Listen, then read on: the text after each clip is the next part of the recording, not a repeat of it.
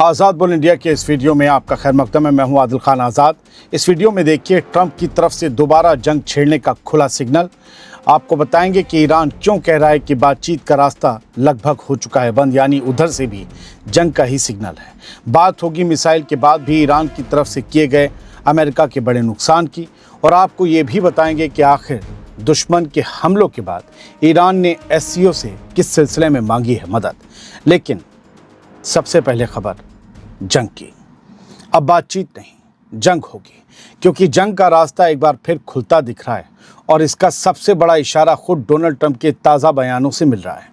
10 जून 2026 की शाम सामने आए उनके बयान में ये साफ सिग्नल दिया गया है कि अगर ईरान के साथ डील आगे नहीं बढ़ी तो भारी हमले शुरू हो सकते हैं, और दुनिया जानती है कि ईरान अमेरिका की शर्तों पर झुकने को तैयार नहीं। ऐसे में डील नहीं होगी, और डील नहीं होगी तो जंग लाजमी है, और जंग दुनिया और आपकी ज़िंदगी में महंगाई का तूफान ला सकती है। 10 जून की शाम ट्रंप ने कहा कि अमेरिका ईरान की बिजली सप्लाई सिस्टम, पावर प्लांट्स और अहम पुलों को निशाना बना सकता है, जैसे जंग में बनाया था कहकर। ट्रंप के मुताबिक ईरान बातचीत को लंबा खींच रहा है, और इसी वजह से अमेरिका अब एक्शन मोड में जा सकता है। एक इंटरव्यू में ट्रंप ने कहा कि ईरान के पास समझौते पर दस्तखत करने और हालात को बचाने का मौका था, लेकिन अब बहुत कम प्रोग्रेस बची है। उन्होंने इशारा किया कि आगे हालात और सख्त हो सकते हैं। इसी बीच ट्रंप ने अपने सोशल मीडिया पोस्ट में ईरान को सीधे धमकी देते हुए कहा कि अब ईरान को कीमत चुकानी पड़ेगी, और मिडिल ईस्ट का बुली ख़त्म हो चुका है। ईरान से डील ना हो पाने पर ट्रंप ने कहा कि ईरान सिर्फ बातें करता है, अमल नहीं करता। हालांकि दूसरी तरफ कतर के ज़रिए ईरान और अमेरिका के बीच बातचीत की कोशिशों की खबरें भी सामने आई हैं, लेकिन ट्रंप के बयान इन कोशिशों पर बड़ा सवाल खड़ा कर रहे हैं। यानी एक तरफ डील की आखिरी कोशिशें चल रही हैं, और दूसरी तरफ ट्रंप की धमकियां साफ इशारा दे रही हैं कि अगर बात नहीं बनी तो ईरान पर बड़े पैमाने पर हमले शुरू हो सकते हैं। ऐसे वैसे नहीं जो आजकल हो रहे हैं, बल्कि जंग वाले हैं। और बहुत से लोग अब भी कहेंगे कोई हमला नहीं करेगा, ट्रंप ऐसे ही वो करता है। ये वही ट्रंप है जिसने पिछले साल कहकर जून में हमला किया, जिसने इस साल भी हमला किया और हर रोज़ हमले कर रहा है। तो ट्रंप की बातों को ऐवे ही मत लीजिए। आप लोग देख चुके हैं, बार बार वो हमले करता है, और उसने बड़ी तबाही और बड़े कमांडर्स और बड़े सुप्रीम लीडर सबको जो है क्या नुकसान पहुँचाया आप जानते हैं। सिर्फ ट्रंप ही नहीं, बल्कि ईरान भी बातचीत के ख़त्म होने का सिग्नल दे रहा है। ये इसी सिलसिले में दूसरी खबर है। ईरान की फॉरेन मिनिस्ट्री ने कहा कि अमेरिका की तरफ से किए गए ताज़ा हमलों ने चल रही डिप्लोमेटिक कोशिशों को बड़ा नुकसान पहुंचा दिया है, जो इस टकराव को ख़त्म करने के लिए की जा रही थी। ईरान के फॉरेन मिनिस्ट्री के स्पोक्सपर्सन इस्माइल बाक़ई ने वीडियो मैसेज में कहा कि अमेरिका एक तरफ बातचीत की बात करता है, दूसरी तरफ लगातार हमले करता है, जिससे पूरा प्रोसेस बिगड़ रहा है। उनका कहना है कि अमेरिका के अलग अलग और बदलते बयान, बार बार पोजीशन बदलना और सीज़फायर को तोड़ने जैसी चीज़ें भरोसे को कमज़ोर कर रही हैं। ईरान ने साफ कहा कि जब तक ज़मीन पर हमले और ताकत का इस्तेमाल जारी रहेगा, तब तक कोई बातचीत आगे नहीं बढ़ सकती।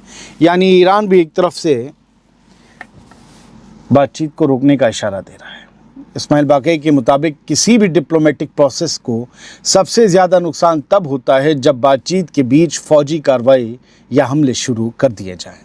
ईरान का कहना है कि मौजूदा हालात में जो भी डिप्लोमेटिक कोशिशें चल रही थीं, वो अब एक बड़े ख़तरे में आ गई हैं। ईरान कह रहा है कि बातचीत ख़तरे में है, और जो हो रहा है वो हैं हमले, और हमलों का जवाब दूसरे हमले।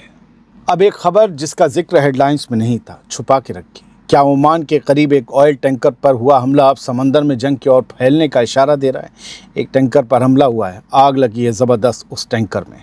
10 जून को सामने आई रिपोर्ट्स के मुताबिक ओमान के सोहार बंदरगाह से करीब 20 नॉटिकल मील यानी समुद्री मील दूर एक टैंकर में ज़ोरदार आग लग गई। UKMTO का कहना है कि आग जहाज़ के इंजन रूम में लगी, जिसके बाद पूरे जहाज़ में अफरा तफरी मच गई। रिपोर्ट्स के मुताबिक इस हादसे में एक शख्स के ज़ख्मी होने की खबर है, जबकि 2 क्रू मेंबर्स अब भी लापता बताए जा रहे हैं। ओमानी अथॉरिटीज़ ने मौके पर पहुंचकर क्रू को निकालने का ऑपरेशन शुरू किया। ब्लूमबर्ग और दूसरे मैरीटाइम सोर्सेस के हवालों से ये कहा जा रहा है कि जहाज़ का नाम सेट्टे बेलो था, जो पलाऊ के झंडे के तले चल रहा था। पलाऊ एक मुल्क है और पहले ईरानी तेल ढोने से ये जहाज़ जुड़ा रहा है, तो ये हमला किसने किया हो सकता है। मामला उस वक्त और बड़ा हो गया जब British maritime security company Embry ने यह अंदेशा जताया कि ये आग किसी अमरीकी मिसाइल हमले का नतीजा हो सकती है। एक दूसरे मैरीटाइम सिक्योरिटी सोर्स ने भी रॉयटर्स को ये शक जाहिर किया है कि जहाज़ को शायद अमरीकी मिसाइल ने निशाना बनाया हो।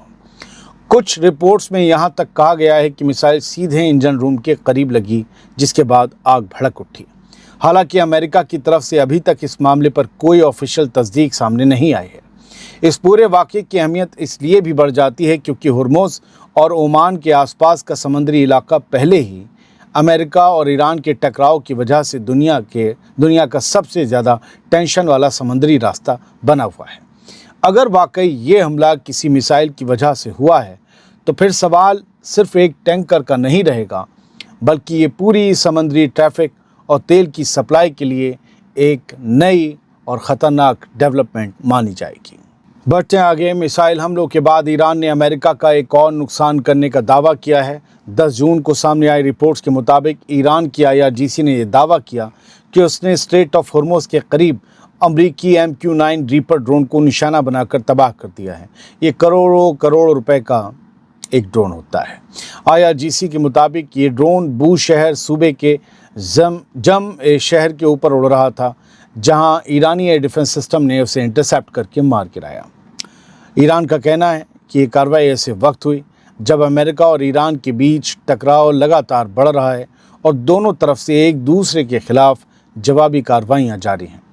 MQ-9 रीपर अमेरिका का एक अहम ड्रोन माना जाता है, जिसका इस्तेमाल निगरानी और दूसरे फौजी मिशनों में किया जाता है।